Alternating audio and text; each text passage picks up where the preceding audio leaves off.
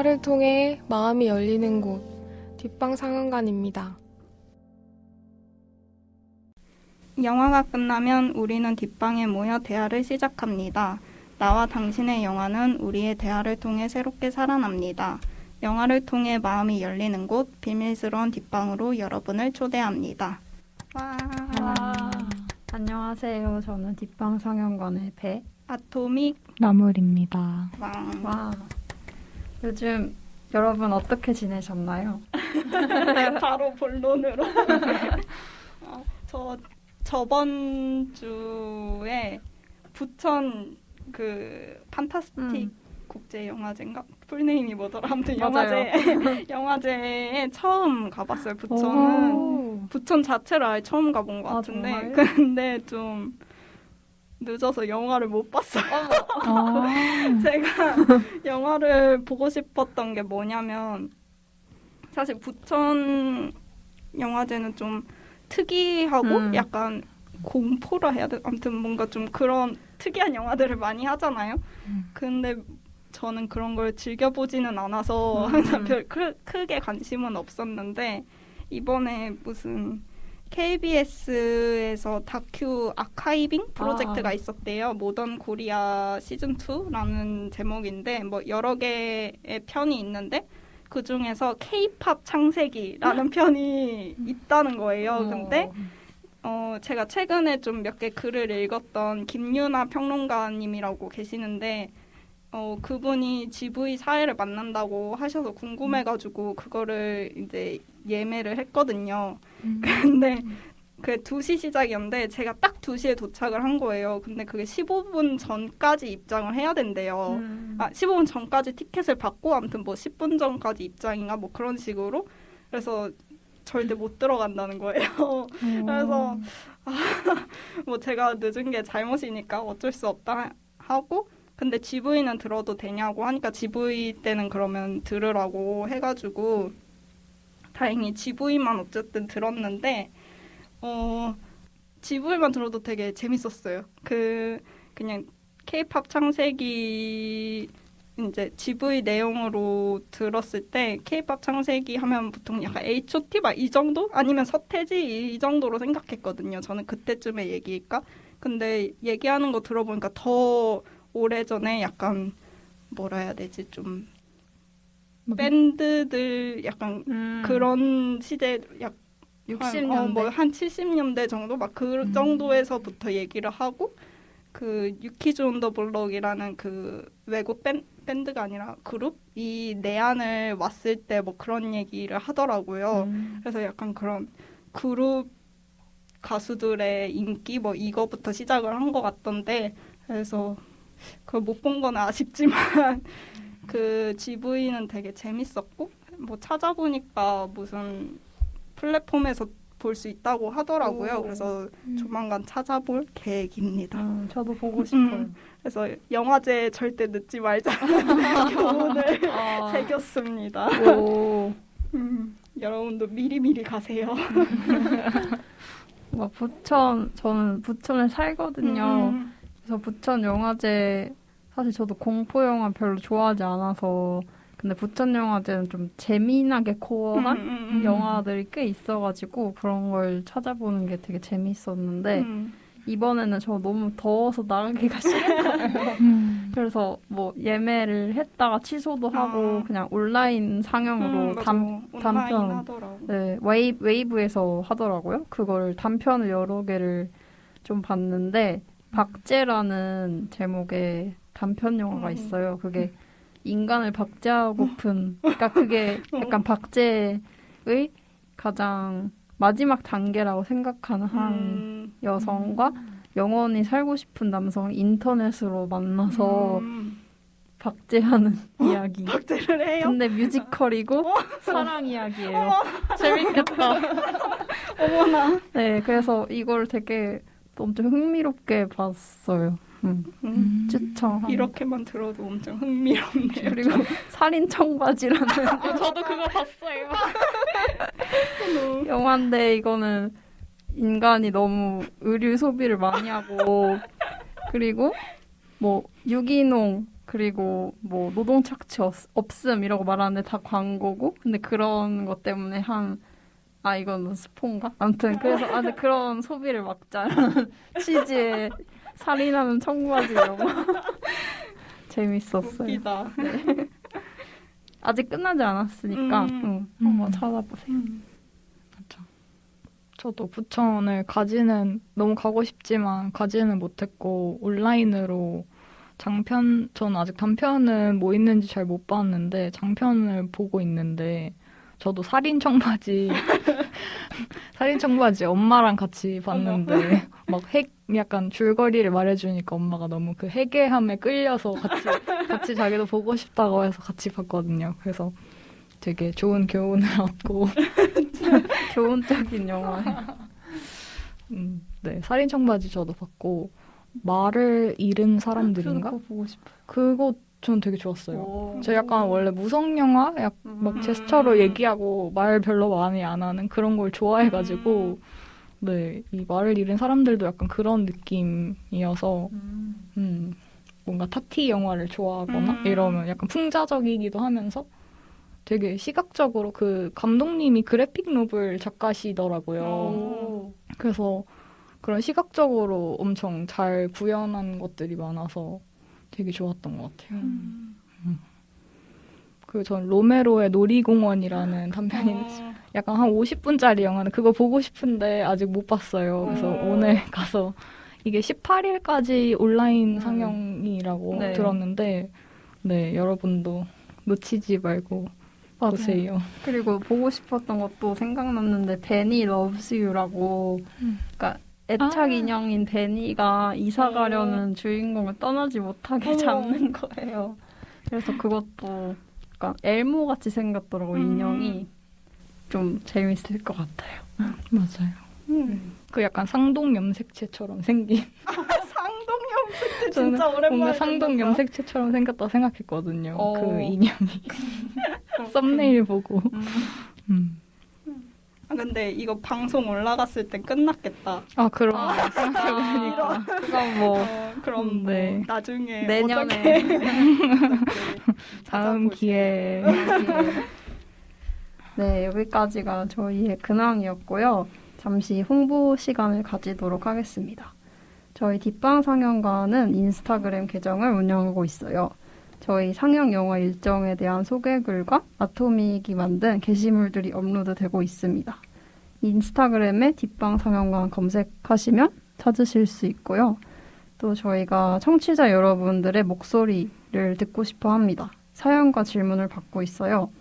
익명으로 보내주실 거면 팟빵 공지사항과 인스타 프로필에 있는 에스크로 보내주시면 되고 또 팟빵 댓글, 인스타 DM과 댓글, 메일로 보내주시면 됩니다.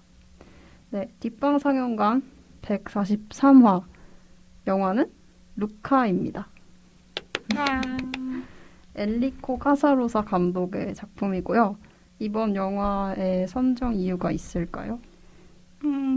아마 제가 이 영화 얘기했던 것 같은데 그냥 워낙 디즈니 픽사를 좋아하니까 궁금했고 그리고 이거 제가 회의 때 루카 하고 싶다 얘기하니까 나무리 자기가 명예 이탈리아인이라고 그러면서 자기도 하고 싶다고 그러더라고요. 그래서 뭐 워낙 디즈니 픽사 좋아하니까 우리 다 하게 된 것 같습니다. 네, 맞아요. 저도 명예 픽사인 명예 이탈리아인으로서 루카를 안 할 수 없어서. 본격적으로 이야기하기 전에 영화에 대한 소개를 해볼까 해요. 먼저 트리비아에 대해서 얘기를 해볼까요? 트리비아? 제가 인터뷰 같은 걸 엄청 많이 읽었거든요. 되게 영화 보고 나서 이거 준비하느라 읽은 것도 있지만 그냥 뭐 찾다 보니까 인터뷰를 엄청 많이 하셨더라고요. 그래서 읽다 보니까 되게 많이 읽었는데 일단 뭐 감독님 얘기를 좀 해보자면 제가 그 픽사 단편 중에 라루나라는 단편을 되게 좋아하는데 제가 기억하는 디즈니 작품 중에 약간 이탈리아 배경이라 해야 되나? 어쨌든 이탈리아 사람이 나오는 게 그거밖에 없었거든요. 그래서 혹시 그 감독님인가 했는데 딱 그 감독님이시더라고요. 그래서 좀 기대가 더 됐었고 영화 보기 전에. 그리고 그 라루나라는 단편 보시면은 그 유튜브에 있는데 되게 루카랑 비슷한 점들이 많이 나와요. 배를 타고 달로 가고 뭐 이런 얘기. 그래서 바다와 우주에 대한 사랑이 좀 깊으신 것 같고 또 그리고 감독님은 뭐 이 픽사에서 여러 작품들을 참여를 많이 하셨고 이 작품이 첫 이제 장편 감독이시라고 해요. 그리고 자기의 어린 시절 얘기를 되게 많이 녹여내셨는데 이게 라루나에서도 그 할아버지랑 아빠가 계속 티격태격하는 얘기인데 그것도 이제 자기 진짜 어린 시절에 할아버지랑 같이 살았는데 할아버지랑 아빠 사이가 별로 좋지 않았대요. 너무 자주 싸우고. 그래서 뭔가 그 사이에 껴있던 자기 모습을 좀 그려냈는데 이거 상영했을 때 이제 감독님 아버지가 보시고 좀 눈물을 글썽이셨다 해요. 그때 너가 그런 감정을 느꼈을 줄 몰랐다. 약간 그런 느낌을 받으셔서. 그래서 그 라루나에 이어서 루카에도 자기 실제 이야기를 넣었는데 그 알베르토라는 캐릭터가 나오잖아요. 근데 알베르토가 실제로 감독님 어릴 때 친구고 좀 성격도 알베르토가 알베르토 같고 감독님 성격은 좀 루카처럼 약간 가족들한테 보호를 많이 받고 좀 소심하기도 하고 그랬던 사람이었는데 알베르토를 만나면서 더 뭔가 큰 세계랑 마주할 수 있었다. 그래서 그런 얘기를 쓰고 싶어서 이 루카를 만드셨다고 합니다. 그 인터뷰 중에 좀 기억에 남는 말이 그런 자기 얘기를 한다는 게 솔직히 좀 쉬운 일은 아니잖아요. 어쨌든 자기 얘기를 이렇게 영화로 만든다는 게. 근데 사실 뭐 감추고 싶은 부분도 있지만 사실 그런 부분이 가장 흥미로운 지점들이라서 그거를 잘 녹여내려고 그래서 너무 깊게 생각하지 않고 그냥 유약해지는 부분들이 항상 감정이 있는 곳이라고 생각해서 그런 부분도 그냥 가감없이 보여주고 싶었다고 하십니다.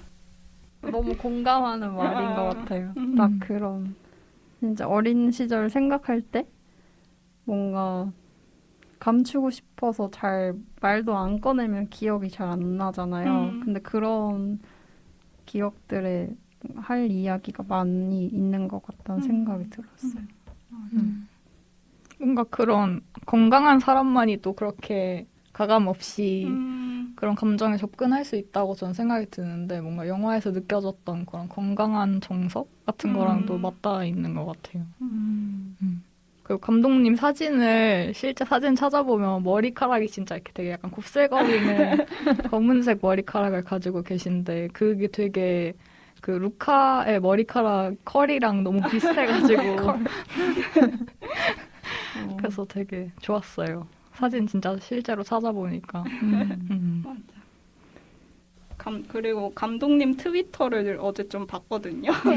트위터가 있으시더라고요. 근데 보니까 되게 따뜻하신 분 같아요. 엄청 귀여우세요. 막 그런 팬아트 같은 거 올라오고 막 리트윗 하시고 막 하트 뭐 그런 최고 표시 막 이런 이모지 쓰시고 막 뭐 답도 되게 잘해주시나 봐요. 그래서 뭐 여러 가지 얘기가 많았는데 그 중에 좀 기억에 남았던 게 이제 어떤 분이 그런 캐릭터 너무 좋다고 뭐 루카도 좋고 줄리아랑 알베르토 새 막 그림 같은 거를 올리셨는데 그거를 리트윗 하시면서 그냥 그런 픽션의 캐릭터, 약간 가상의 캐릭터를 사랑할 수 있다는 게 너무 멋있고 놀랍지 않나요? 막 이런 말을 하시는데 되게 그 애니메이션 만드는 것도 그렇고 애니메이션 자체를 엄청 사랑하시는 분 같다는 생각이 들었고 그리고 또 하나 기억에 남는 건 그 에콜레라는 캐릭터가 나오잖아요. 근데 에콜레가 그 샌드위치 같은 걸 먹는 장면이 있어요. 아, 네. 그래서 먹으려 했는데 뭐 던졌나 뭐 아무튼 그렇긴 한데 어떤 사람이 그거 레시피 알려달라고 그래가지고 감독님이 포카치아 빵에 프로슈토랑 프로볼로네 치즈를 넣는 거라고 올리셨더라고요. 그래서 되게 귀엽다 감독님. 그리고 심지어 에콜레 배 이름도 포카치아거든요. 아, 그래서 네. 포카치아를 굉장히 좋아하는 캐릭터였던 걸로. 네. 그리고 영화에 보면 되게 뭔가 다른 영화에 대한 레퍼런스 같은 것도 되게 많더라고요. 그래서, 다른 이탈리아 영화라거나 아니면 이탈리아를 배경으로 한 옛날 영화들에 대한 뭐 영화 포스터 같은 것도 나오고, 뭐 배 이름으로 등장하기도 하고, 그런 것도 깨알같이 되게 재밌는 포인트인 것 같아요. 그래서 영화 시작할 때 보면 그 어떤 음악 같은 게 막 오페라 음악 같은 게 막 흐르면서 밤바다가 나오는데 거기 밤바다에 떠다니면서 낚시를 하고 있는 배 이름이 젤소미나라고 딱 처음에 보여지거든요. 근데 그게 이제 그 페데리코 펠리니 감독의 길이라는 영화에 나오는 여자 주인공 이름이 젤소미나예요. 그래서 그런 것도 되게 깨알 같고, 또 막 그 광장 나중에 보면 그 포르토로소 광장이 있잖아요. 자그마한 광장에 되게 영화 포스터들이 막 붙어 있는데 뭐 달콤한 인생 같은 영화도 붙어 있고 로마의 휴일도 붙어 있었고 해저 이만리라고 리처드 플레이셔 감독의 50 몇 년 영화인 것 같은데 그 영화도 붙어 있고 네, 이런 식으로 되게 깨알 같은 포인트가 많습니다. 이 해저 이만리는 감독님이 영화에 많이 참조를 하셨다고 어떤 인터뷰에서 제가 읽고 봤거든요. 근데 사실 뭐 어디서 참조를 했는지는 그냥 바다가 나온다?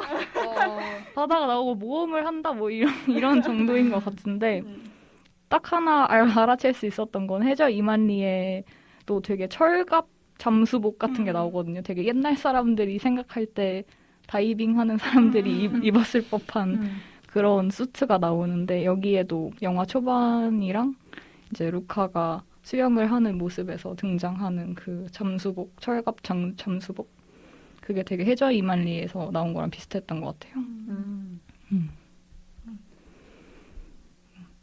그리고 그 루카랑 알베르토가 베스파에 되게 집착을 하잖아요. 그래서 처음에 베스파랑 비슷하게 비스무리하게 막 나무 같은 걸로 뚝딱뚝딱 만든 베스파, 가짜 베스파에 붙어있던 사진이 있는데 그게 잠깐 이렇게 딱 클로즈업 돼서 보여지거든요. 그게 그 마르첼로 마스트로얀니라는 되게 유명한 이탈리아의 약간 국민 배우, 이탈리아를 대표하는 남자 배우인데 그분의 사진이 딱 붙어 있어가지고 그것도 되게 반가웠어요. 진짜 영화 볼 때도 그런 영화 포스터 같은 거 보고도 생각했고 또 인터뷰 보면서도 느낀 게 되게 이탈리아와 특히 그 감독님 고향도 약간 이 배경이 되는 쪽 지역인데 그래서 뭔가 이탈리아의 그런 해변 마을과 그리고 이탈리아 영화, 음악 이런 거에 대한 사랑을 여기다 다 넣으신 것 같아요. 맞아. 그래서 보면서 되게 좀 기분이 좋았어요. 그런 자기 애정을 막 그런 뿌리는 작품들을 좋아하거든요. 그래서 보면서 되게 즐겁게 만들지 않았을까 그런 생각도 들고. 그리고 감독님이 영향을 받으신 영화가 또 있는데 그러니까 브레이킹 어웨이라는 1979년에 사이클 대회를 다룬 이야기고 이게 사이클 대회 얘기를 하면서 또 아이들의 성장도 담는 그런 이야기래요. 그래서 이 영화도 참고를 하셨고 또 지브리 영화에 영향을 아주 많이 받으셨다고 해요. 지브리 영화 팬이셔서 뭐 꿈처럼 느껴지는 장면들 있잖아요. 그런 것들 많이 좀 자기의 영화에서 표현을 하려고 했고 컴퓨터 애니메이션인데 좀 2D 같은 손그림 같은 따뜻한 뭔가 유기적인 느낌, 수채화 같은 느낌을 표현하려고 노력을 하셨다고 하더라고요. 그래서 사실 저는 영화 볼 때 지브리 생각은 전혀 못했거든요.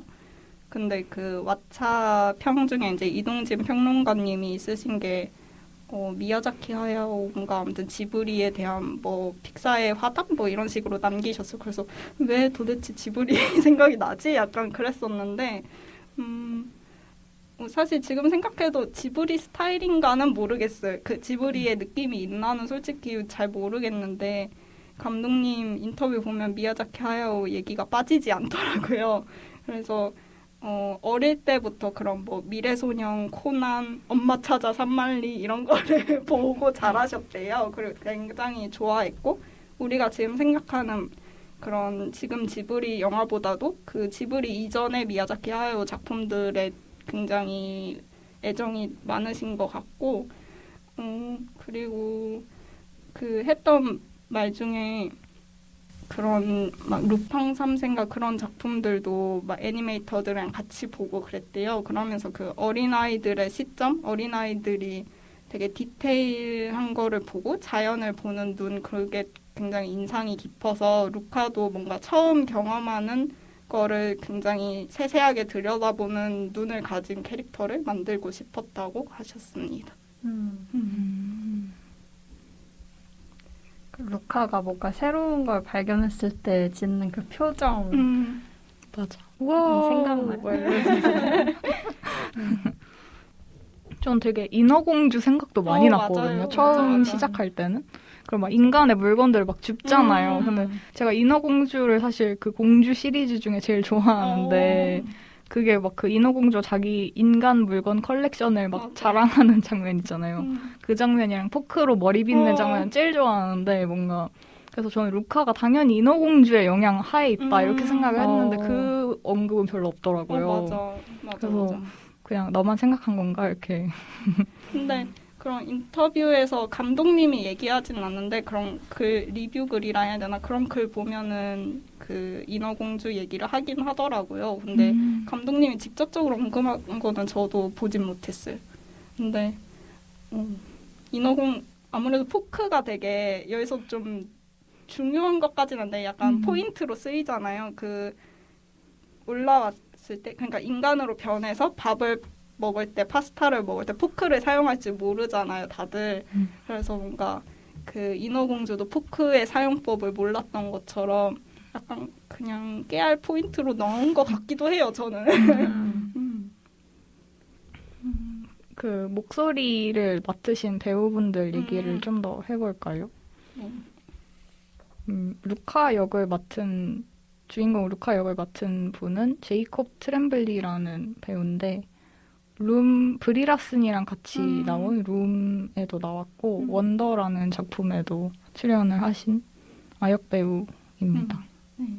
그리고 이분이 이제 그 실사 인어공주 영화가 지금 만들어지고 있잖아요. 거기서 그 물고기 플라운더 목소리 맡으셨대요. 너무 잘하네. 그래서 너무 귀여워가지고 또 인어공주랑의 약간 접점이 뭔가 있어서 좀 신기했어요. 그러네요. 그리고 알베르토 역은 잭 딜런 글레이저라는 배우가 맡았는데 이분은 저는 그 루카 구아다니노 감독의 드라마인 위아 후이아에서 유일하게 본 분이긴 한데 그것이랑 샤잠에도 나오셨다고 하더라고요. 그리고 제가 그 위아 후이아 보면서 티모시 생각이 많이 났거든요. 그러니까 엄청 닮진 않았는데 뭔가 묘하게 비슷한 느낌으로 나와서 그 엘리오 같은 느낌이 있어서 그 생각을 루카 구아다니노 감독이 약간 저런 스타일 좋아하시나 보다 생각을 했었는데 그 뷰티풀 보이라는 영화에서 티모시 샬라메 아역을 또 맡으셨더라고요. 그래서 좀 놀랐어요. 그리고 이 영화가 이제 만들어지다가 코로나 때문에 재택으로 되게 작업을 많이 했는데 그때 이 알베르토 역을 맡은 잭 딜런 그레이저는 녹음을 자기 집에서 했대요. 그래서 그래가지고 엄마의 옷장에서 녹음을 해가지고 좀 굉장히 덥고 힘들었다고 얘기를 하더라고요. 진짜. 저는 당연히 스튜디오에서 이렇게 맞춰보면서 대화를 주고받으면서 한 줄 알았는데 진짜 다 따로 녹음했다는 걸 듣고 되게 놀랐어요, 사실. 이제 재택으로도 이렇게 작품을 만들 수 있다는 게 너무 신기한 것 같아요. 진짜. 그리고 여기 이제 좀 유명한 배우들이 더 있는데 이제 루카의 엄마인 다니엘라는 마야 루돌프라는 분이 맡으셨는데 이분은 이제 PTA 감독님의 아내분이시고 되게 유명한 코미디언이자 배우십니다. 그리고 우고 큰아빠는 사샤 바론 코행, 그러니까 보랏으로 유명하신 그분이 맡으셨더라고요. 아, 그리고 그 할머니 있잖아요. 루카의 할머니는 그 나폴레옹 다이너마이트 할머니 나오잖아요. 거기서 기억 안 나시네. 거기 이제 그 할머니 나오시는데 그 할머니시더라고요. 뭐라 표현해야 되지? 그 배우분이시더라고요. 네. 그 감독님도 약간 목소리로 카메오 출연을 하셨는데 그 막 어부들이 이렇게 이탈리아어로 중얼중얼하는 그런 장면들이 나오잖아요. 그런 장면을 더빙하셨다고. 그래서 막 그 What's wrong with you, stupido? 그거 알베르토가 따라하잖아요. 그 목소리가 바로 엔리코 카사로사 감독님이 직접 하신 거라고 하더라고요. 그러니까 애착이 많으신 것 같아요. 첫 장편 감독이라 더 그런 건지 몰라도. 그렇죠. 되게 이탈리아에 대해 보내는 러브레터 막 이런 식으로 표현하셨던데 진짜 막 보면 영화 곳곳에 이탈리아어가 조금씩 단어로 등장하거든요. 그래서 그런 것도 되게 그 이탈리아어 특유의 저는 리듬감 같은 거 엄청 좋아해가지고 되게 좋았어요. 그 치즈 이름으로 맞아. 산타 모짜렐라. 맞아. 은근 그게 변형이 있더라고요. 산타일 때도 있고 산토일 때도 있더라고요. 고졸라. 그래서 되게 재밌었어요. 맞아. 맞아요. 아, 그리고 각본 쓰신 분들이 그 제시 앤드류스라는 분과 마이크 존스라는 분이 쓰셨는데 이 제시 앤드류스가 그 나와 친구 그리고 죽어가는 소녀의 원작 소설가이자 그 영화 각본도 맡으셨던 분이더라고요. 그래서 이분 디즈니 픽사랑은 처음 하시는 것 같은데 그래서 좀 신기했어요. 아, 그리고 그 시대적 배경이 약간 한 50년대 후반, 60년대 이 정도로 보이는데 사실 감독님의 유년 시절이면은 한 80년대쯤이었을 텐데 왜 더 전 시대로 했냐고 그런 인터뷰가 있었는데 그냥 그 시절의 노래들을 좋아하신대요. 그래서 이제 사실 디즈니 픽사에서 좀 원래 있는 노래를 영화에 쓰는 경우가 별로 거의 아예 없나? 아무튼 별로 없잖아요. 근데 이 영화에는 좀 많이 나왔는데 그래서 그 시절 노래들을 좋아하고 약간 아직 여행지가 되지 않은 작은 마을 그래서 스쿠버 다이빙 같은 것도 생소해서 바다 생물도 모르고 약간 그런 세계를 설정하기 위해서 좀 옛날 시대로 했고 그리고 이 1959년 베스파에 대한 약간 그걸 넣고 싶어서 더 그때로 설정한 이유도 있다고 합니다. 그러면 여기까지 저희 트리비아였고 줄거리를 소개해드리도록 하겠습니다. 네. 이탈리아 리비에라의 아름다운 바다, 그 속엔 루카와 가족들이 살고 있습니다.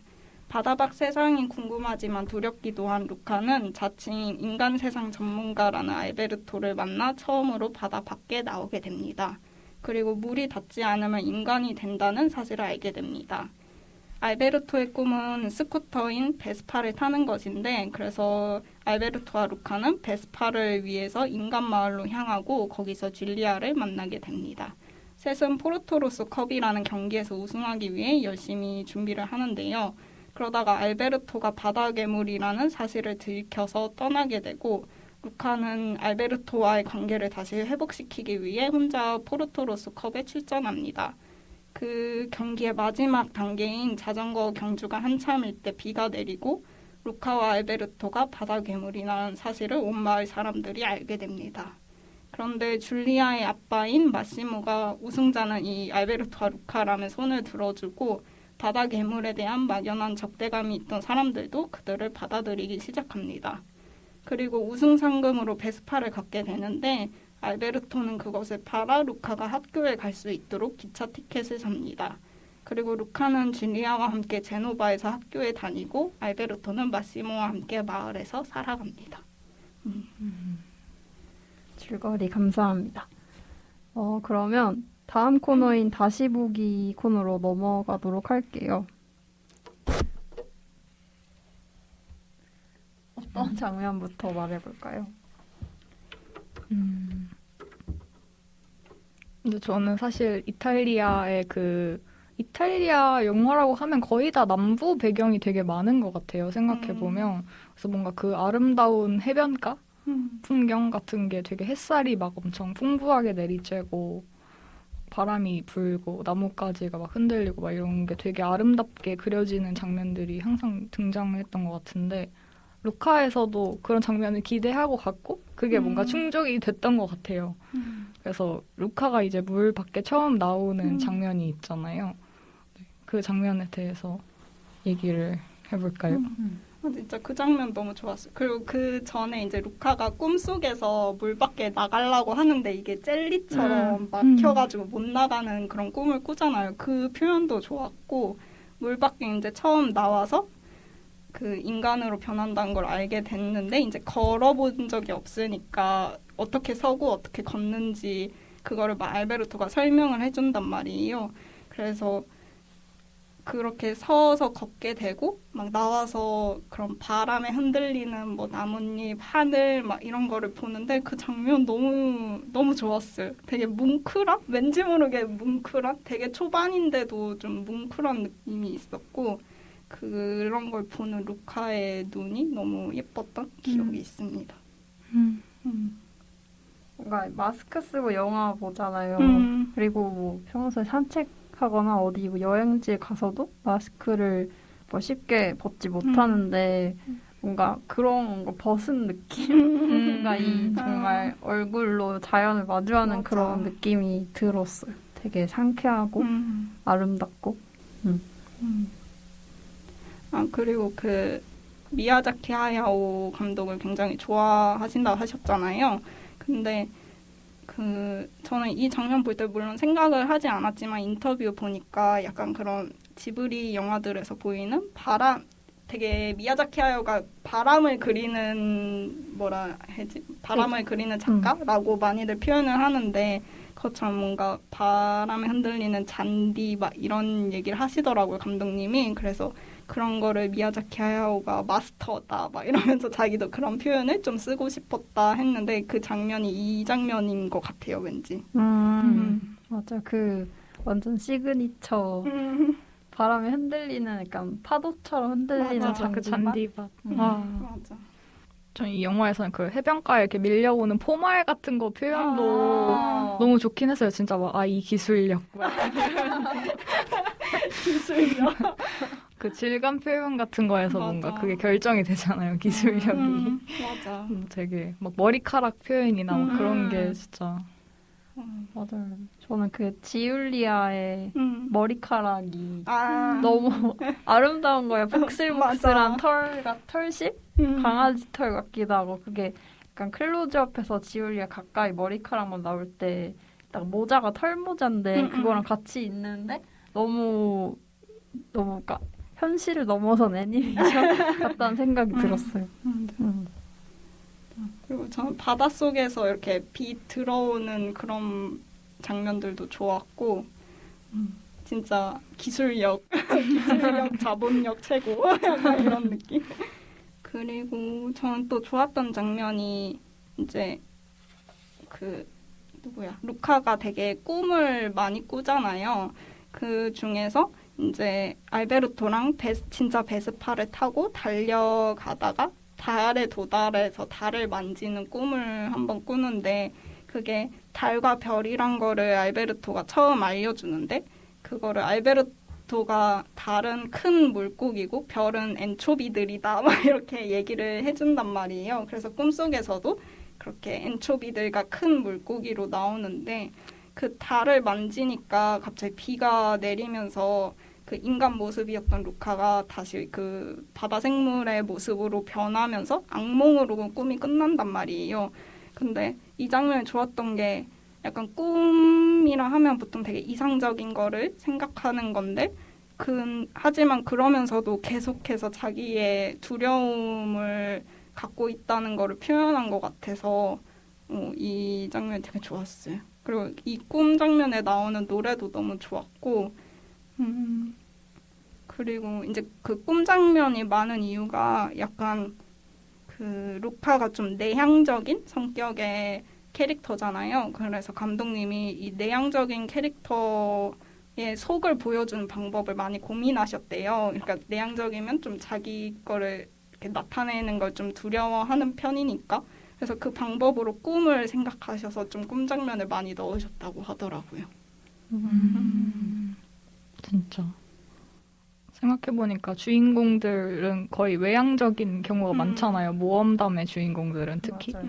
근데 제가 뭔가 루카에 공감을 한 이유도 저도 약간 내향 인간이라서 그런 공상 같은 거 엄청 좋아하고 막 공상 속에서는 엄청 어디로 여기저기 많이 돌아다니는데 정작 막 몸은 그냥 가만히 있는 이런 경우가 많거든요. 그래서 루카의 꿈 장면도 생각해보니까 진짜 그런 것 같네요.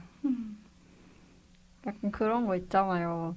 애니메이션 캐릭터나 아니면 영화 캐릭터의 MBTI를 사람들이 분석해서 막 얘는 이게 맞아 하고 막 투표해서 하나 정해놓고 그런 사이트가 있더라고요. 저는 지브리 캐릭터 MBTI 이런 게 있어서 한번 찾아보다가 그런 사이트 있다는 거 알게 됐는데 루카도 그래서 검색을 해봤어요. 그랬더니 그러니까 많은 사람들이 뭐 정확하진 않지만 루카를 INFP라고 약간 땅땅 해놨더라고요. 그리고 알베르토는 ESTP인가? 그랬던 것 같아요.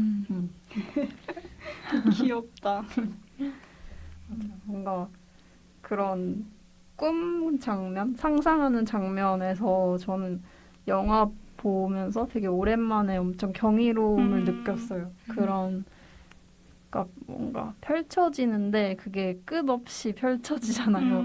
그런 느낌을 영화에서 받은 게 정말 정말 오랜만이어서 같이 진짜 우주를 나는 느낌이었고 그래서 그냥 베스파 타고 다니는 모든 장면들이 그래서 다 좋았던 것 같아요. 엄청 자유로워서. 맞아. 맞아. 막 야생 베스파들도 나오고. 야생의 베스파. 생명을 가진 것처럼 맞아요. 다 돌아다니고. 그거 엄청 좋았어요. 저 야생 베스파가 나와가지고. 진짜 뭔가 그런 루카의 꿈 장면이나 상상 장면을 보면 확실히 그런 경계를 넓혀가는 게 그 상상 속에서 많이 드러나잖아요. 그런 표현이 엄청 좋았던 것 같아요. 원래 뭔가 모험담의 주인공들은 뭔가 성장담이기도 하지만 어떤 금기나 경계에 대한 위험 같은 걸 많이 감지를 하고 그거에 대한 대가를 치러야 되는 경우가 굉장히 이야기 속에 많이 나왔던 것 같은데 그래서 되게 막 이카루스 이런 거 많이 떠올렸거든요. 근데 여기 뭔가 태양이 아니라 달이 많이 나오긴 하지만 그런 걸 많이 떠올렸는데 루카는 되게 처음엔 수면을 두려워하다가 수면 밖으로 나오고 그다음에 마을이 되게 두려움의 대상이다가 마을로 들어가고 또 마을에선 학교로 이동하고 그렇게 계속 이동하면서 상상력도 뭔가 처음에는 수면 밖의 이미지였다가 나중에 거의 우주 막 목성을 뛰어다니는 정도로 확장이 되잖아요. 그런 게 너무 재밌었어요. 맞아. 뭔가 그 막 줄리아랑 그 유니버스 책 가지고 얘기를 하면서 막 은하계 다음은 뭔데 막 이러면서 계속 얘기하잖아요. 그래서 막 더 많은 은하계가 막 펼쳐져 있어. 막 그 다음은 뭐야? 막 이러면서 계속 얘기하는데 그게 막 저도 같이 막 엄청 흥분이 돼가지고 맞아 뭐야 그 다음 뭐야 막 이런 식으로 그래서 너무 좋았던 것 같아요. 뭔가 그 장면 보면서 저 어렸을 때 생각났어요. 그 되게 절친했던 초등학교 친구가 있는 한 1학년쯤에 초1 이때 막 같이 책을 되게 잘 읽었었는데 그런 책 보면서 되게 웃기고 재밌는 과학 사실이 써 있는 책이었어요. 근데 그거 보면서 재채기 하면 침방울이 엄청 조그맣게 저 앞에까지 나간대 하면서 막 둘이 재채기하는 사람 볼 때마다 침방울 안 보이지만 있어 이러고 귀여워 그러고 다녔는데 약간 그런 책 읽으면서 뭔가 되게 재밌는 세상에 대한 사실들을 알아가기도 하잖아요. 근데 그쵸. 줄리아랑 같이 줄리아랑 같이 루카랑 책 보면서 그런 우주에 대해서 알아가는 장면 보면서 되게 어렸을 때 생각이 많이 났어요. 귀여워. 그리고 점점 뭔가 자기 경계를 넘어가는 뭔가 더 넓혀가는 그런 모습을 보이는데 영화 전체적으로 약간 구조가 계속 단계를 올리는 뭔가 더 나은 것이라 해야 되나? 더 엄청난 것으로 발전하는 약간 이런 거를 많이 채택한 것 같은데 그렇게 느낀 게 일단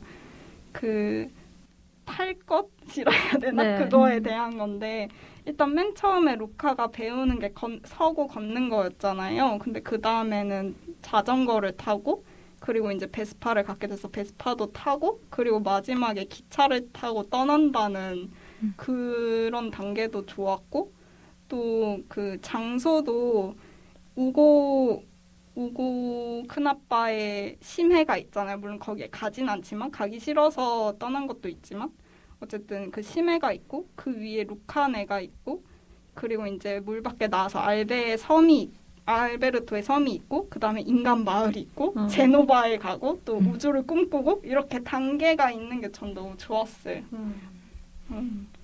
그래서 감독님이 이 캐릭터들의 성을 정할 때 되게 신경을 많이 쓰셨다고 해요. 근데 누구죠? 루카의 성이 파구로라는 성을 썼는데 이게 약간 소라게처럼 이렇게 등에 그런 껍질을 지고 사는 그런 개를 뜻하는데 그 개가 이제 몸집이 커지면 더 큰 집을 구하고 막 이런 습성이 있다 해요. 그래서 루카도 약간 점점 큰 세계로 향하는 그런 느낌이 좋았어요. 맞아. 그리고 그 세계를 마주하기 전에 호기심도 있지만 두려움도 같이 있고 그걸 보여주잖아요. 뭐 예를 들어서 물 밖에 엄청 힘들게 나가는 장면. 알베르토가 그거 뒤에서 보고 있는 거 너무 힘들었어. 이렇게 말하기도 하고 그렇게 조금씩 넓혀가면서 어려움도 있고 재밌는 것도 있고 하는데 뭔가 아까 아토미 씨가 꿈이 있으면 악몽도 있다고 말하신 것처럼 그런 새로운 세계에는 두려움도 있고 새로움도 있고 자유로움도 있잖아요. 근데 그거에 대해서 저는 그러니까 루카의 할머니가 말했던 대사가 기억이 남는데 그러니까 앞으로 앞에 자전거 대회 트라이애슬론 대회를 우승을 하고 이제 마을 사람들이 시몬스터의 존재를 알게 되고 루카네 가족이 식사를 하잖아요. 마을에서. 근데 할머니가 말을 하는데 어떤 사람들은 루카를 받아들이지 않을 거야. 하지만 누군가는 받아들일 거고 루카는 좋은 사람들을 잘 찾아가는 것 같아. 이런 말을 하시는데 저는 이 말이 이 대사가 되게 이 영화에서 제일 좋았던 게 맞아요. 그런 새로운 것에 대한 뭔가 완전히 받아들여지지 않는 것에 대한 걱정도 있고 왜냐면 그런 세상이니까 그렇지 않은 사람도 있으니까 그걸 인정을 하면서 동시에 새로운 가능성도 말하고 있는 그런 말이라서 되게 좋았어요. 맞아. 되게 뭔가 요즘 사회 자체가 되게 사람들 냉소적이고 혐오도 엄청 많고 이렇잖아요. 근데 간만에 되게 그런 포용해주는 말을 들어서 되게 그런 점에서 건전한 영화였던 것 같아요. 건전하단 말이 약간 이상하기도 한데 뭔가 요즘에 진짜 필요한 그런 정신이라고 해야 되나? 맞아요. 그래서 뭔가 악역도 막 그렇게 거칠지 않고 뭔가 이렇게 작살 들고 있잖아요. 정체성이 탄로날까봐 되게 걱정하긴 하지만 그게 실제로 탄로 나는 장면이 막 엄청 드라마틱하게 폭력적이지 않게 그려져가지고 그런 것도 되게 좋았는데 그것도 저는 약간 관용적인 정서의 일부분이라 생각을 했거든요. 그래서 루카가 막 너무 다치지 않고 계속 상상력을 넓혀갈 수 있게끔 영화 세팅 자체가 그렇게 되어 있는 그런 느낌이라서 되게 응원해주는 느낌이 좋았어요.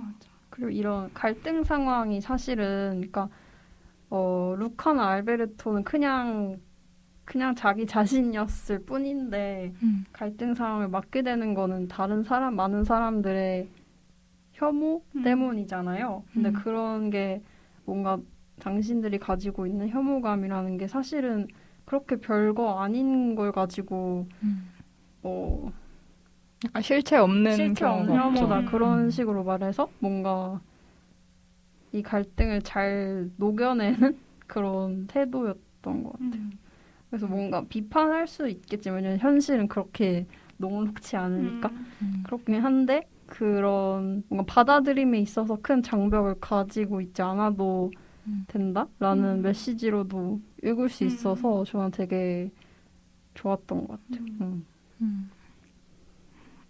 그 뭔가 시대 배경에 대해서 좀 생각을 해봤는데 그 나중에 엔딩 크레딧 올라가면서 막 우주 천문대 망원경 같은 거 보는 장면도 나오고 이러는데 인간이 우주에 가가지고 막 그게 TV에 나오고 그거를 줄리아랑 루카가 막 엄청나게 깜짝 놀라서 막 쳐다보는 장면이 나오거든요. 그래서 뭔가 시대 설정이 그런 면에서도 되게 잘 된 것 같다는 그런 우주에 대한 호기심과 그게 약간 충족되는 시대? 요즘은 막 그렇게까지 놀라진 않잖아요. 막 화성에 뭐가 착륙했다 이러고 착륙했나 보네. 그냥 이러고 어디에 생명체가 산다 역시 살았고 뭐 약간 이런 느낌이어가지고 근데 저는 그 경주 끝나고 이제 마시모가 얘네가 우승자야 이렇게 해주잖아요. 그 장면이 진짜 좋긴 했는데 좀 되게 급 마무리된다는 느낌이 있어요. 너무 아무렇지 않게 그냥 그 마을 사람들이 오 글쿤 약간 이런 거 같아서 그래서 오 이렇게 쉽게 약간 그런 느낌은 좀 있었어요. 근데 사실 거기서 더 막 사람들이 반발을 하고 이런 얘기로 갔으면 솔직히 밑도 끝도 더 이제 끝이 없을 것 같고 그렇게 시작되면 그래서 뭐 이게 좀 더 나은 선택이었던 것 같긴 하지만 좀 갑작스럽긴 했던 것 같아요. 그냥 마시모가 좀 덩치 크고 무섭게 생겨서 말을 다들 잘 듣나? 약간 이런 생각도 들었어요, 저는. 맞아. 저도 좀 그렇긴 했어요. 하필 막 엄청 진짜 연약하고 작은 사람이 인정해줬으면 이게 인정이 됐을까 마을 전체에 막 이런 느낌이 들긴 했지만 그래도 저는 마시모 캐릭터는 되게 좋았는데 뭔가 그 라 루나에 나오는 아버지 생각도 많이 나고 그리고 마시모가 팔이 한쪽이 없잖아요. 근데 이제 루카랑 알베르토랑 낚시를 나가가지고 알베르토가 되게 뚫어지게 팔이 없는 쪽을 쳐다보니까 아 이거 뭐 바다 괴물이 먹은 거야 이런 식으로 처음에 겁을 주다가 아 장난이야 이러면서 이거 난 태어날 때부터 한쪽 팔이 없었어 그냥 이렇게 되게 자연스럽게 얘기를 하는데 그게 뭔가 되게 설명하지 않고 그냥 그런 식으로 바로 말해주는 게 되게 좋았던 것 같아요. 막 그것 때문에 막 컴플렉스를 갖고 막 망가진 아버지, 막 술을 마시고 막 그런 얘기 엄청 많잖아요. 맨날 막 폭력 쓰고 막 난 팔이 한쪽이 없어 막 이러면서 막 그런 막 그놈의 상어가 날 먹지 않았어 막 이런 그런 얘기 되게 많은데 그렇지 않아가지고 맞아. 그리고 그 얘기하면서 되게 능숙하게 뭐 금을 다루고 막 칼 쓰고 이런 게 나오잖아요. 그것도 좋았어요. 그러니까 그냥 조금 달라도 그냥 이 세계에 잘 적응해서 살아가고 있는 사람들이 있다는 그런 얘기인 것 같아서. 그리고 알베르토가 이제 그 바다 괴물인 걸 들키고 떠났을 때 마시모가 막 찾으러 가잖아요. 맞아. 걔가 없어졌다고 이러면서 그 장면도 너무 좋았고. 맞아.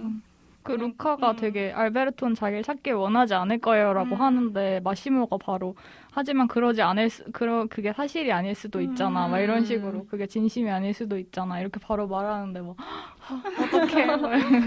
맞아. 진짜 좋았어. 그러니까 뭔가 여러 성격, 성향의 캐릭터들이 있어서 뭐 되게 아름다운 이야기로 진행이 되는 것 같아요. 맞아. 음. 맞아. 그리고 전 줄리아도 너무 좋았는데 줄리아가 했던 대사 중에 이제 그 누구야 알베르토가 바다 괴물인 걸 들키고 떠나고 그리고 이제 루카랑 집에 왔는데 물을 뿌려서 이제 변하는 걸 보잖아요. 그런데 거기서 막 무서워하고 뭐 되게 지금 이 배경 자체가 그런 바다 생물을 잡자 뭐 없애자 약간 이런 배경인데 거기서 막 바다 괴물이라고 뭐 괴물이라 부르지도 않지만 뭐 싫어하거나 두려워하는 게 아니라 그 루카를 걱정하잖아요. 여기 있으면 너가 위험해진다고 그렇게 얘기하는 것도 너무 좋았고 그리고 그동안 얼마나 행복했는데 막 이런 대사를 한단 말이에요. 그게 너무 좋았어요. 그 줄리아도 되게 이 마을에서 약간 방학 때만 오니까 좀 이방인 같은 느낌이 있잖아요. 여기에 정착하지 않은 아이고 좀 친구도 이 마을에선 없는 것 같고 좀 별난 아이로 나오는데 그래서 막 줄리아도 이 루카랑 알베르토만큼이나 뭔가 고민도 많고 그런데 이 둘을 만나면서 너무 즐거웠던 거를 딱 그 대사가 보여주는 것 같아서 이 장면도 되게 좋았어요. 맞아. 그리고 줄리아가 자기 친구들 루카랑 알베르토를 언더독이라고 부르잖아요. 그러니까 언더독이 뭐야 이렇게 물어보는데 근데 뭐 또래 애들이랑 조금 다르고 뭐 또래 애들보다 땀이 좀 더 많이 나는 맞아. 되게 겨드랑이를 들어올리면서 약간 그래서 그런 호탕한 줄리아의 모습이 너무 좋았어요. 맞아. 그런 여자 캐릭터에서 그러니까 겨드랑이 땀 보여주는 그런 거 처음 봐서 너무 좋았던 것 같아요. 줄리아 너무 귀엽고 매력 있어. 맞아요. 그리고 막 흥분해서 얘기하다가 막 투마치 막 이러잖아요. 그것도 너무 귀여워. 근데 그게 진짜 약간 좀 낯가리는 사람들이 사실 사람은 좋아하는 친구 좋아하고 이런 말하는 거 좋아하는데 막 말을 못하다가 좋아하는 주제 나와서 막 신나게 얘기하잖아요. 저도 그런 편인데 막 그 루카랑 특히 줄리아가 둘이 막 뭐 우주 얘기든 그런 둘이 막 불붙어서 얘기하다 보면 둘이서 투머치 막 이러잖아요. 근데 아니라고 아니. 계속 얘기해 막 이게 너무 좋더라고요. 그 관계가. 맞아. 너무 깜찍한 아이들이었어. 뭔가 알베르토의 질투도 빼놓을 수 없는데 원래 알베르토랑 루카가 거의 단짝 친구처럼 어떻게 보면은 뭐 퀴어한 관계로도 많이 읽히고 아무튼 열려 있는데 되게 엄청 절친한 사이잖아요. 근데 그러다가 줄리아가 등장하고 나서 루카가 또 새로운 것에 엄청난 관심을 보이고 말도 잘 통하고 또 새로운 친구가 됐으니까 알베르토는 뭔가 이 둘 사이가 깨지는 것처럼 질투를 하더라고요. 맞아. 되게 그 관계의 복잡함이 잘 드러나서 좋았던 게 뭔가 또 약간의 권위도 있잖아요. 알베르토가 사실 나이도 더 많고 인간 세계에 대해 더 많이 아는 것 같은 그런 분위기를 풍기는데 근데 루카가 그 권위를 조금 약간 의심하게 되면서 뭔가 너 말이 사실이 아닌 것 같은데 라고 이의를 제기하는 부분이 생기면서도 이 관계에 약간 균열이 있는 거잖아요. 그래서 그런 부분이 좀 섬세하게 표현된 게 되게 좋았던 것 같아요. 맞아. 그래서 그 감독님도 이 우정을 메인 테마로 잡고 이 관계에 대한 얘기를 하는 거지만 여기서 또 그 마찰을 넣어야 된다고 생각을 했대요. 모든 관계는 사실 항상 좋을 수는 없으니까. 그리고 또 그런 마찰을 뭔가 이겨내면서 성장하는 면도 있으니까. 그래서 둘이 마냥 그냥 이 러닝타임 동안 계속 행복한 게 아니라 둘 사이에 뭔가 싸우기도 하고 그런 트러블이 있는 게 좋았던 것 같아요. 그래서 그 알베르토가 바다 괴물이란 걸 들키고 그랬을 때 루카가 바다로 같이 뭐 둘이 도망갔을 수도 있잖아요, 사실. 근데 그러지 않고 제 바다 괴물이다 이렇게 하는 장면이 좀 충격적이었어요. 이 이야기를 이렇게 한다고 하면서 그리고 너무 슬펐고 오랜만에 영화 보면서 글썽글썽했던 것 같아요. 그 장면 너무 슬펐어요. 맞아. 근데 거기서 어디에 이입하셨어요? 저는 루카의 그런 어쩔 수 없음에 엄청 이입을 많이 해서 되게 슬펐어. 저는 알베르토의 충격에 좀 더 집중했던 것 같아요. 그 표정이랑 제가 저렇게 나온다고 약간 그런 거 그쪽에 좀 더 이입을 했던 것 같아요. 저는 뭔가 루카가 진짜 그 정도로 집착이 약간 있다는 걸 보여주는 장면이라서 되게 맞아. 사실 고분고분해 보이잖아요. 맞아. 막 썰? 막 계속 이러고 되게 예의 바른 친구인데 진짜. 근데 사실은 그런 새로운 문물이라거나 막 자기가 궁금해하는 것에 대한 집착이 엄청 있고 그런 게 진짜 딱 단적으로 보여진 맞아. 장면이라 저는 루카의 욕망이 그런 식으로 표현되는 게 좀 좋긴 했어요. 너무 슬픈 장면이기도 하지만. 맞아. 거기서 씨 몬스터로 낙인 찍히는 순간 그 세계와는 완전 멀어지게 되는 거니까요. 맞아. 근데 또 그 자전거 경주할 때 알베르토가 파라솔 들고 오잖아요. 비 온다고. 맞아. 진짜 울컥. 진짜 너무 그 마음이 진짜 딱 비 올 때 생각했을 거 아니에요. 맞아. 헐 어떡하지 이러면서 그게 너무 느껴져가지고 진짜. 파라솔.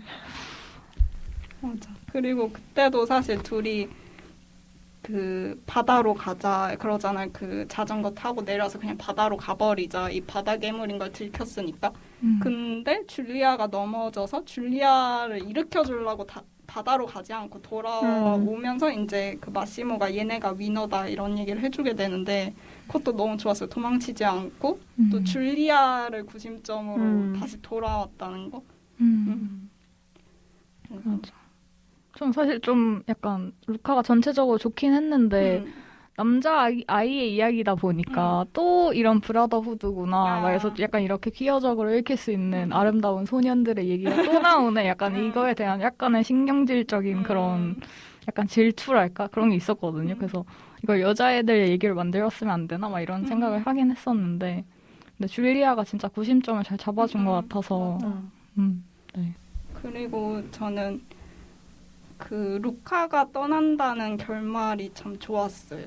그러니까 알베르토는 마을에 남고 루카가 더 그 제노바란 도시로 떠나잖아요. 그래서 원래 약간 그냥 처음 캐릭터 느낌은 알베르토가 더 모험적이고 뭔가 계속 뭐를 할 것 같고 약간 이런 캐릭터였는데 오히려 루카가 그렇게 더 큰 세상으로 그러니까 뭐 그게 더 낫다는 얘기는 아니지만 뭔가 익숙했던 곳을 떠나려고 하는 그런 욕망이 있다는 게 뭐 그런 캐릭터가 좋았어요. 맞아.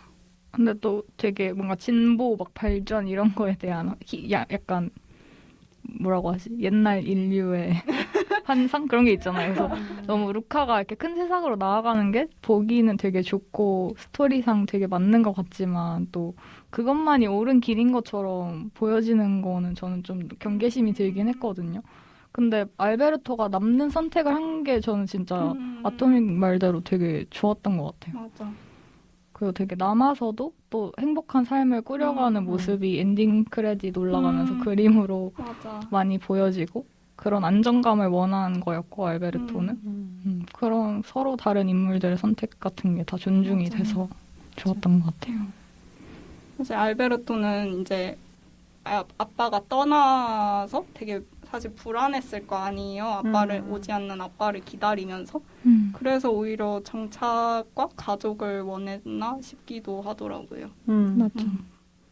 마시모도 되게 외로웠을 것 같아서 줄리아가 이제 제노바에 가 있는 동안은 맞아. 혼자 있을 거 아니에요. 맞아. 마키아벨리 고양이 마키아벨리 같이 있지만 그래도 알베르토랑 같이 있게 돼서 되게 잘 된 것 같아요. 그리고 심지어 그 엔딩 크레딧 보면 거북이 데려오잖아요, 알베르토가. 그것도 좋았어요. 자신의 반려동물이라 해야 되나? 같이 데려와서 집에서 살고. 맞아요. 저는 그 엔딩 크레딧에서 마시모가 알베르토 생일 파티 해주는 장면이 정말 좋았어요. 맞아. 근데 생일 케이크에 초가 하나 꽂혀 있더라고요. 그래서 맞아. 뭔가 알베르토의 새로운 삶을 축하하는 맞아. 그런 것 같아서 너무 좋았어요. 맞아. 그리고 그 칼을 선물로 주잖아요. 원래 알베르토가 마시모의 칼을 보고 되게 써보고 싶다? 막 약간 이렇게 했었는데 그때는 안 된다 했었는데 그래서 막 칼도 선물로 주고 뭔가 둘이 진짜 부자 관계처럼 지내는 그런 느낌이어서 좋았어요. 그래서 엔딩 크레딧 진짜 좋았어요. 엔딩 크레딧 뭐 워낙 픽사 디즈니의 오프닝과 엔딩에 좋은 게 많긴 하지만 이것도 그런 뒷얘기를 각자 잘 지내고 있는 뒷얘기를 보여주는 게 되게 재밌더라고요. 그래서 그 엔딩 크레딧 때 나오는 노래가 있는데 그 노래가 치타 부오토라는 제목인데 이게 빈 도시, empty city 막 약간 이런 뜻이래요. 근데 원래는 영화 주제랑 연결되는 좀 더 우정에 관한 노래를 넣고 싶었는데 이 노래가 주는 좀 멜랑콜리하면서도 달콤하면서도 슬픈 느낌 때문에 계속 이 노래로 돌아오게 됐대요. 그러니까 딴 걸 쓸까 하다가 근데 이게 좋은데? 약간 이런 식으로. 그러면서 이런 감정을 주면서 우정 얘기하는 곡이 있었으면 좋았겠지만 그런 곡들은 다 좀 더 모던한 그런 느낌이 들어가지고 결국 이 노래를 채택을 했는데 가사를 제가 보니까 되게 절절한 사랑 얘기예요. 그래서 가사가 대충 뭐냐면은 네가 없으면 이 도시는 텅 빈 거나 마찬가지야. 우리의 사랑은 뭐 끝나지 않았어. 제발 돌아와. 약간 이런 내용이에요. 근데 되게 노래가 좋아서 요새 계속 듣고 있어요. 이 노래 좋더라고요. 뭔가 그런 떠나는 얘기하니까 엔딩 장면 얘기해보고 싶은데 맞아.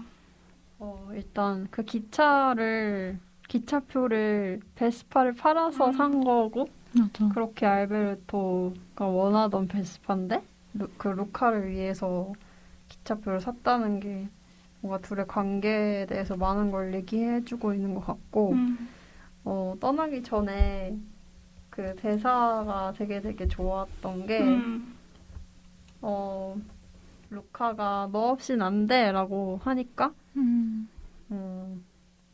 알베르토가 베스파 그림을 주면서 여기 내가 있다고 말을 하고 너가 날 그 섬에서 꺼내줬잖아. 난 괜찮아 라고 말했는데 너무 맞아. 너무 좋았어요. 맞아. 진짜 좋았어. 그러니까 알베르토가 뭔가 뭐 질투하는 모습을 보여주긴 하지만 그래도 자기 속마음을 되게 말 안 하던 아이였던 것 같은데 루카에 비하면 그냥 되게 뭔가 자신만만한 행동들을 하고 그랬었는데 근데 되게 그런 관계의 소중함에 대해서 되게 엄청 솔직하게 말하고 있어서 되게 좋았던 것 같아요. 맞아. 그래서 그냥 만약 이 대사가 없었으면은 그냥 알베르토가 루카를 꺼내준 것만 생각을 했을 것 같은데 이 대사를 딱 듣고서 알베르토도 당연히 루카 덕에 더 큰 세상을 경험하고 그랬구나 약간 그 느낌을 받았어. 그리고 비 오면서 서로 그 이제 바다 생물의 모습이 된 채로 막 인사하면서 가잖아. 그것도 너무 좋았어요. 비가 와서 자신의 맞아. 본 모습들을 그냥 이제 있는 맞아. 그대로 드러내도 상관없다는.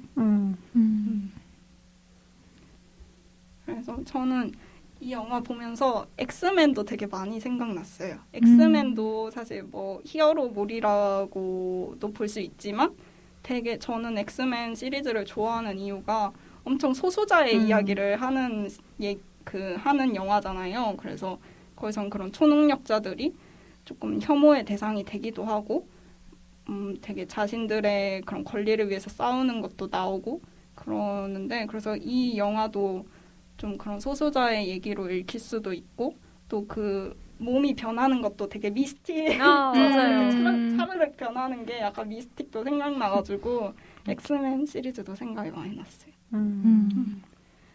엑스맨에서는 그러니까 자신의 정체성대로 살 수 없으면 그러니까 뭔가 세상 사람들을 없애버리자는 쪽이랑 그래도 사람들은 착할 수도 있어 하면서 뭔가 좀 교화시킨다고 해야 되나? 그런 쪽이 있잖아요. 그런 구도가 되게 재밌었는데 맞아. 루카에서는 워낙 갈등들이 음. 순순히 풀리기 때문에 뭔가 큰 고뇌 없이 어린 시절을 잘 보내게 되는 것 같아요. 루카랑 알베르토. 다행이에요. 맞아, 맞아. 그래서 아까도 잠깐 얘기했지만 되게 루카랑 알베르토를 퀴어적인 관계로도 많이 본다고 했잖아요. 그래서 저도 그냥 영화 보면서 사실 이탈리아 배경이고 여름이고 두 남자 캐릭터라는 점에서 콜미 마이 유어 네임이 떠오르긴 했는데 뭐 그렇다고 얘네가 퀴어 관계다라고까지는 생각은 하진 않았고 근데 그냥 뭐 이것저것 찾아보니까 구글링 하면은 콜바넴이랑 붙여놓은 사진들이 진짜 많더라고요. 그래서 좀 사람들 생각하는 거 다 비슷하구나 싶었고 심지어 트레일러 나왔을 때 진짜 얘기가 많았대요. 그냥 트레일러 공개됐을 때 되게 콜바넴 같다고 얘기가 많았었다고 하더라고요. 그리고 아니면은 뭐 난민이나 좀 그런 사람들의 이야기로 읽는 사람들도 있고 근데 감독님은 그런 거는 절대 의도하지 않았는데 그냥 뭐 모든 해석 그냥 웰컴한다 약간 이렇게 표현하더라고요. 뭔가 아토믹이 엑스맨 얘기를 해서 그런지 사실 루카랑 알베르토는 수영하는 게 제일 쉽잖아요. 그래서 전 되게 좀 아이러니하긴 했거든요. 그 포르토로스 컵 자체가 되게 두 사람이 제일 못하는 거를 하게 되는 거잖아요. 수영하고 파스타 먹기랑 자전거 타기가 있는데 그래서 뭔가 그게 약간 뭐 인간 다른 종족으로서의 핸디캡을 안고서도 그 경주를 완주하고 승리한다는 걸 보여준다는 점에서 좋기도 했는데 또 되게 좀 저한테는 좀 아이러니하게 느껴지는 지점이었어요. 수영을 너무 잘하는 애인데 이렇게 그 철갑 갑옷 같은 걸 막 입고 맞아. 되게 감옥처럼 이렇게 걸어 다니는 게 해저를 네. 사실 저도 그 장면이 되게 아이러니하긴 했어요. 저는 루카가 어떤 수를 써서 수영은 1등을 할 거라 생각했거든요. 그럼 뭔가 그걸 뭐 무거운 철갑을 입고서라도 수영을 한다든지 맞아. 그렇게 할 거라고 예상을 했었는데 그 뭔가 꾸역꾸역 걷는 장면이 나와서 맞아. 네. 일종의 고행자처럼 되게 자기 능력을 다 감추고도 승리한다는. 얘기할수록 좋네요. 그러니까 사실 좋다. 그 엔딩 장면에서 전 진짜 좋았던 거는 루카가 이렇게 뒤를 보고 기차는 앞으로 향하고 계속 바라보고 있는 모습이었어요. 그게 되게 루카 그리고 비도 오지 않았어요? 그 중간에 비도 와서 약간 변하고 맞아, 비 와요. 그렇게 엔딩을 한 게 저는 되게 좋았던 게 뭔가 뒤를 보면서 앞으로 나가는 것 자체가 엄청 비유적이잖아요. 엄청 소중하게 여기면서 세상으로 나아가는 것 그게 좋았던 것 같아요. 맞아. 그리고 이별을 하지만 뭔가 그게 그리고 슬프지만 뭔가 끝이 아닌 것 그걸 확실히 보여주고 있어서 좋았고 맞아. 그랬습니다. 그래서 그 감독님이 이제 이 영화가 개봉하고 감독님의 고향에서 상영이 됐을 때 이제 가셨대요, 고향에. 그래서 가족들도 만나고 자기의 그 어린 시절 절친인 알베르토도 직접 만났는데 알베르토의 아들이 그 영화를 보고 이제 감독님 만나서 한 첫 얘기가 그래서 루카랑 알베르토 다시 만나냐고 물어봤대요. 근데 감독님이 당연히 걔네 다시 만난다라고 대답을 해줬다 해서 너무 마음이 따끈따끈해졌어요. 그거 읽고. 그 감독님 인터뷰 읽었을 때, 그러니까 친구를 만나서 자아가 넓어지고 세상에 대해서 더 알게 되는 경험을 했다고 그렇게 읽었었는데 정말 그런 걸 잘 표현해준 것 같았어요. 맞아. 뭔가 함께해서 덜 두려운 것. 그러면 다시 보기 코너는 여기까지 마무리를 하도록 하겠습니다. 다음 코너는 영화에 따른 코너. 오늘은 이탈리아 여행에 관한 추억. 이탈리아 여행의 추억입니다. 이탈리아. 다들 도시 어디 가봤어요? 이탈리아에서? 뭐 로마 끝? 로마? 아닌데 로마랑 그 베네치아. 나물은 어디 가봤어요? 저도 로마, 베네치아 가보고 밀라노랑 피렌체도 가봤던 것 같아요. 저도 밀라노랑 피렌체 가봤어요. 비슷하다. 나도 그 네 개에다가 칭켄테레. 이 영화의 배경으로도 배경이 가보고 된 싶어요, 진짜. 곳이죠, 여기도. 그래서 제가 그 유럽 여행 갔을 때가 한 번은 옛날에 겨울에 한 번 갔다 왔었고, 그리고 마지막 갔던 게 혼자 갔던 게 5년 전이거든요. 그때 여름이어서 딱 지금쯤 5년 전인데 영화 보면서 생각이 많이 나더라고요. 또 칭켄테레가 나와서 와 진짜 내가 그때 봤던 데랑 비슷하다. 약간 그런 생각도 들고. 그래서 칭켄테레 되게 좋았는데 이게 제가 저희 친언니랑 같이 갔는데 언니는 이제 일정이 있어서 일주일만 같이 있고 언니는 먼저 한국에 들어가고 나머지 한 달 정도는 저 혼자 다녔단 말이에요. 근데 이제 제가 처음으로 혼자 여행한 지역이 칭켄테레였어요. 그러니까 밀라노까지 언니랑 같이 있고 밀라노에서 칭켄테레로 혼자 갔는데 그래서 혼자 여행하고 그때 에어비앤비도 혼자 썼거든요. 그래서 되게 너무 좋았어요. 그때 나 혼자다.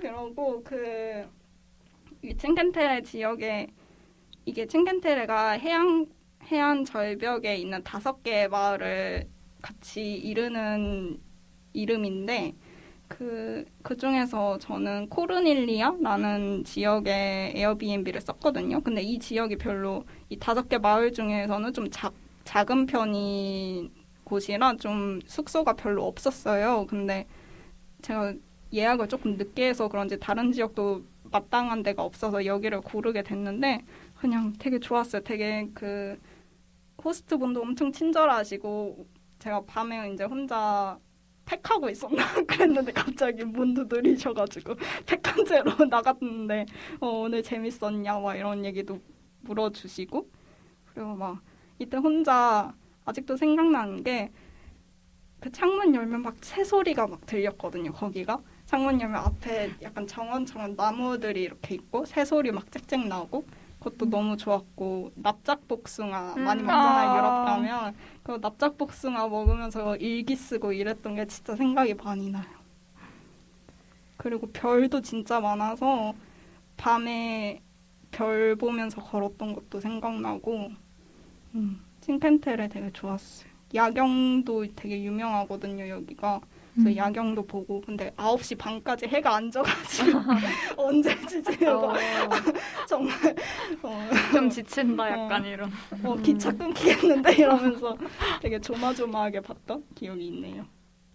영화처럼 아직도 약간 관광지가 되었잖아요, 사실은. 그쵸. 근데 어떤가요? 가보면 뭔가 그래도 아직 오염되지 않은 그런 느낌이. 이게 그 5개의 마을이잖아요. 그 중에 좀 큰 마을이 아마 제 기억에는 몬테로스 여기가 좀 제일 컸던 것 같고 그리고 마나롤라라는 지역이 제가 방금 말한 그런 야경으로 좀 유명한 그런 곳이었는데 몬테로스는 확실히 진짜 관광객들이 엄청 많고 사람도 진짜 바글바글하고 이런 데였고 제가 숙소가 있던 코르닐리아는 진짜 그냥 마을 같은 데였어요. 여기는 스킵하는 사람들도 있을 정도로 좀 작은 곳이라서 근데 오히려 그래서 좋았어요.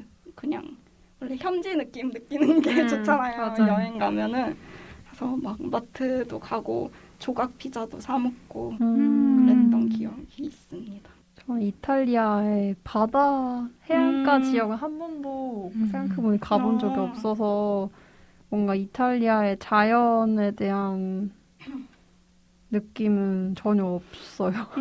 전혀 없어서 너무 아쉽고 뭔가 콜바넴에 나왔던 그 롬바르디아 지방을 언젠간 여행해보고 싶다고 생각하고는 있는데 네. 근데 이탈리아에서 기억에 제일 많이 남았던 건 저는 메뉴판이에요. 그러니까 저는 음식을 되게 맛있는 음식 되게 좋아하고 요리하는 것도 좋아하는데 메뉴판을 읽는데 너무 싸고 음식을 고를 수가 없는 거예요. 그러니까 그 뭔가 식재료의 조합을 다 읽게 되잖아요. 근데 다 맛있고 아니 이런 조합이 있으면서 이렇게 싸다고 이렇게 계속 읽으면서 되게 고민을 하던 기억이 나네요.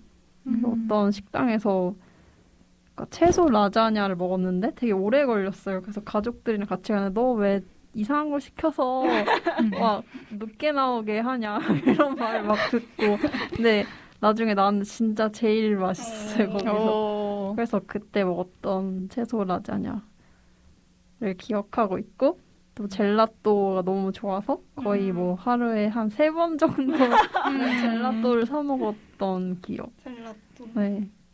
오렌지 젤라또, 아란치아 젤라또가 너무 맛있어서 뭔가 계속 그걸 찾아다녔던 기억이 있어요. 저는 쌀 젤라또 진짜 좋아해요. 이탈리아에서 처음 먹었었는데 그때 먹고 너무 맛있는 거예요. 너무 고소하고 달달하고 그래서 한국에서도 먹고 싶어서 막 찾으러 다녔던 기억이 있어요. 한국에서 그래서 저도 젤라또를 먹고 싶어서 먹었는데 너무 맛이 없는 거예요. 아니 이렇게 비싸면서 맞아 비싸. 젤라또 이거 젤라또 아니야 이렇게 생각했었어요. 맞아.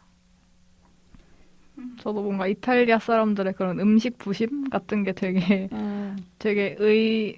뭐라고 하지? 이유 있다 이런 생각을 하고 저도 이탈리아 가서 음식 먹어보고 다 너무 좋았거든요. 왜냐 그리고 그 전에 여행했던 곳이 막 독일, 영국 막 이런 곳이었어서 그냥 뭐 그래 막 약간 영국은 어떻게 샌드위치도 맛이 없지 막 이런 생각을 하면서 다녔었거든요. 그러다가 이탈리아에 가서는 뭘 먹어도 다 맛있고 뭐 파스타, 피자 뭐 이런 것도 맛있고 저는 티라미수를 진짜 좋아하는 디저트여가지고 근데 티라미수가 이탈리아를 갔더니 어느 식당에 가나 다 있는 거예요. 그래서 막 너무 신나가지고 막 매일매일 티라미수를 먹고 막 이러니까 친구가 뭐 티라미수에 미친 사람이라고 막 이럴 정도로 티라미수가 너의 영혼을 잠식했니? 막 이럴 정도로 막 그랬는데 티라미수도 너무 맛있고 또 거기 전 겨울에 이탈리아에 갔었는데 그 초콜레타라고 불리는 되게 진한 초콜릿을 이렇게 녹여서 엄청 걸쭉하게 만든 음료가 있거든요.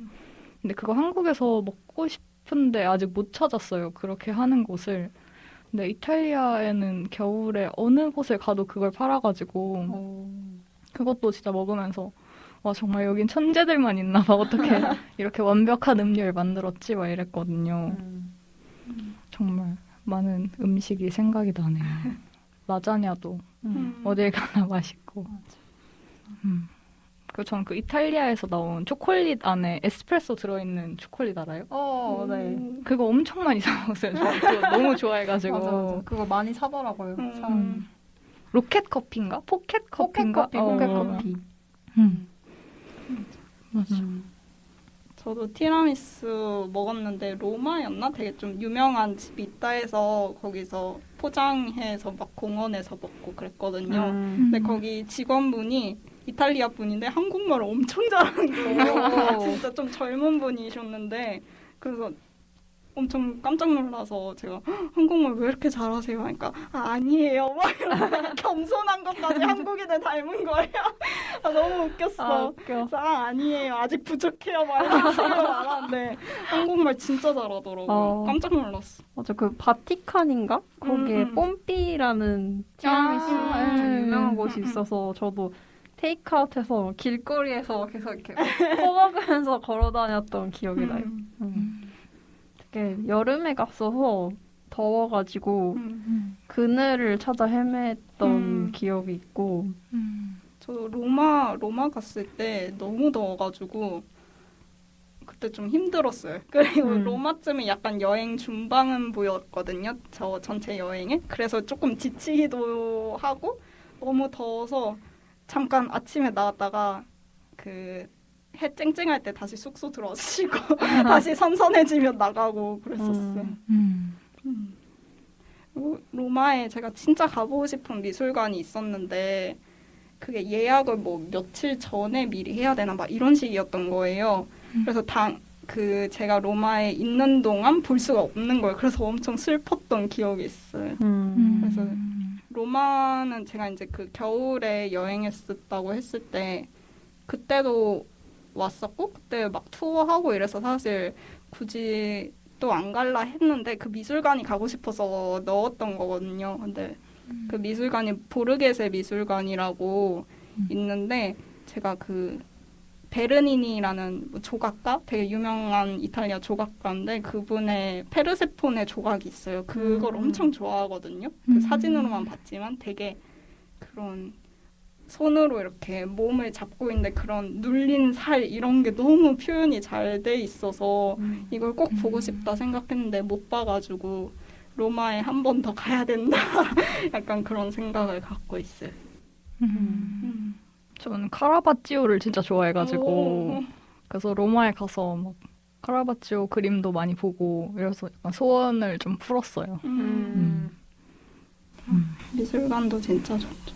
오피치 미술관도 좋았고. 맞아. 저는 개인적으로 밀라노가 엄청 좋았어요. 밀라노 저는 좀 도시를 좋아하긴 하거든요. 원래 여행 이렇게 자연도 좋지만 뭔가 도시를 더 좋아하긴 하는데 밀라노가 예전에 첫 번째 갔을 때는 엄청 잠깐 있기도 했고 좀 진짜 경유지 느낌이었어서 별 기억이 없는데 그 여름에 갔을 때는 막 언니랑 이것저것 찾아서 가고 막 맛집 같은 데 찾아서 가고 했는데 좀 힙한 느낌의 도시였어요. 뭐 패션의 도시라는 말을 많이 하잖아요, 밀라노가. 그래서 사람들도 옷을 진짜 잘 입고 다니는 거예요. 그리고 그 사람들 보는 재미도 있었고 막 그런 가게들이나 이런 데도 되게 재밌는 곳에 많이 갔어서 기억에 많이 남아요. 되게 뭔가 이탈리아는 워낙 관광지로 사실 유명하고 관광업으로 실제로 먹고 사는 걸로 유명한 나라이기도 한데 근데도 되게 그 환상이 깨지지 않고 오히려 갔다 왔는데도 유지가 너무 잘 되는 신기한 나라인 것 같아요. 저는 그래서 그때 여행을 가보고 지중해에 인접해 있는 나라들 남부 유럽 그쪽을 다 엄청 좋아하게 됐거든요. 그런 뭔가 정서나 분위기 같은 게 되게 뭔가 현대 도시인들이 한 30 정도의 생명력으로 살고 있다면 거기는 약간 거의 120%로 살고 있는 듯한 그런 느낌이 들어가지고 그러면 여기까지가 저희의 이탈리아 여행 이야기였고요. 그들 각자의 영화관 코너로 넘어가 보도록 할게요. 어떠셨어요? 이 영화? 저는 영화 딱 봤을 때 그냥 좋다, 재밌다 이러고 나왔는데 그래서 제가 그 왓챠피디아에 4점을 줬거든요. 근데 자꾸 이 영화 생각이 막 나더라고요. 그래서 되게 거의 일주일 정도 동안 엄청 많이 찾아보고 생각도 많이 하고 또 오늘 얘기하면서 더 좋았어요. 되게 점점 벅차오르는 그런 느낌이 있어요. 생각할수록 얘가 그때 그랬는데 이런 마음이었을까? 약간 이런 식으로 그래서 별점을 올리고 싶어져서 저는 정말 좋았고 그리고 한 번 더 보고 싶었는데 지금 이제 거의 내려간 상태라서 그게 좀 아쉬웠어요. 한 번 더 보고 싶은데. 저는 명예 이탈리아인 연장 서류에 사인을 한 그런 영화다 이렇게 생각을 합니다. 네. 뭔가 이탈리아에 대한 사랑이 진짜 많이 느껴지고 감독님 이탈리아 출신이시라서 맞아. 그리고 그런 걸 되게 잘 살린 것 같아서 보는 사람으로서도 너무 그런 점이 잘 느껴졌던 것 같아요. 그리고 우리가 워낙 여행을 잘 못 가게 됐으니까 코로나 때문에 그래서 더 보기에 너무 아름답게 보이는 그런 것도 있고 극장에서 보기에 되게 좋은 영화였던 것 같아요. 간만에. 맞아.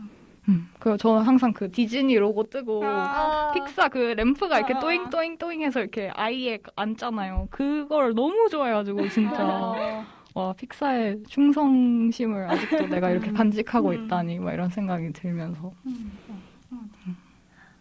저도 그 오랜만에 그러니까 디즈니 픽사 영화를 영화관에서 본 거였는데 그 디즈니 캐슬이 나오는데 너무 아름다운 거예요. 맞아. 그래서 너무 좋다. 약간 나 디즈니 좋아했지. 약간 이런 생각이 들었고 그러니까 영화를 보면서 저는 사실 생각이 별로 나지 않았어요. 그러니까 영화가 너무 되게 자연스럽게 뭔가 내가 겪는 이야기처럼 엄청 술술 흘러가고 있어서 뭔가 영화에서 원하는 대로 전 반응을 했던 것 같아요.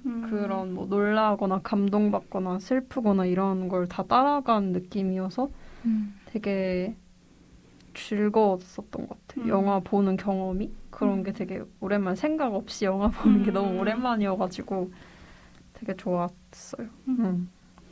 그리고 점점 코코도 그렇고 점점 디즈니 픽사가 되게 다양한 배경에 그런 다양한 사람들의 이야기를 하려고 하잖아요, 요새. 그래서 그런 면도 좋았고 또 이제 다음 작품은 터닝 레드인가 그런 작품인데 그거는 또 그 중국인, 그러니까 미국에 사는 중국인 그 캐릭터를 만들더라고요. 그래서 점점 더 다양한 모습을 보여주려는 노력인 것 같아요. 맞아. 뭔가 공식적으로는 퀴어하지 않다라고 그냥 우정에 관한 이야기다라고 했지만 뭔가 많은 사람들이 그러니까 자기의 경험을 보는 것 같다라고 늘 이야기하고 그래서 진짜 그런 뭐 공식적 명명과는 별개로 유의미한 영화가 나왔다고 생각해요. 맞아. 그러면 오늘 녹음 어떠셨나요? 신나게 떠들었던 것 같아요. 막 말하다 보면 투머치 약간 속에서 이런 생각이 조금 들었지만 되게 신나는 대화였습니다. 저도 뭔가 항상 디즈니 픽사 영화를 보고 얘기를 사람들이랑 하면 디즈니 픽사를 좋아하는 사람들이랑 얘기를 하게 되는 것 같아요. 그래서 뭔가 그 좋아하는 마음이 되게 유지가 잘 되고 더 배가가 되고 막 이런 느낌이어서 오늘도 너무 좋네요, 진짜. 진짜요. 근데 저는 뭔가 디즈니 픽사 영화보다 항상 지브리를 더 좋아했다고 생각을 했는데 근데 뭔가 옛날에 제가 봤던 디즈니 픽사 영화들 돌이켜보면 진짜 그때만큼 그 순간만큼은 엄청 좋았었던 거예요. 그래서 뭔가 스스로 나 디즈니 픽사를 좋아한다라고 말을 안 했었던 것 같아요. 그게 이유였던 것 같고 루카 너무 좋았어요. 약간 맞아. 얘기할수록 더 좋아서 그런 디테일 생각하는 게 너무너무 재밌었습니다. 상영이 끝났으니 계단 조심하셔서 천천히 나가시길 바랍니다. 다음 영화도 기대해주세요. 안녕. 안녕.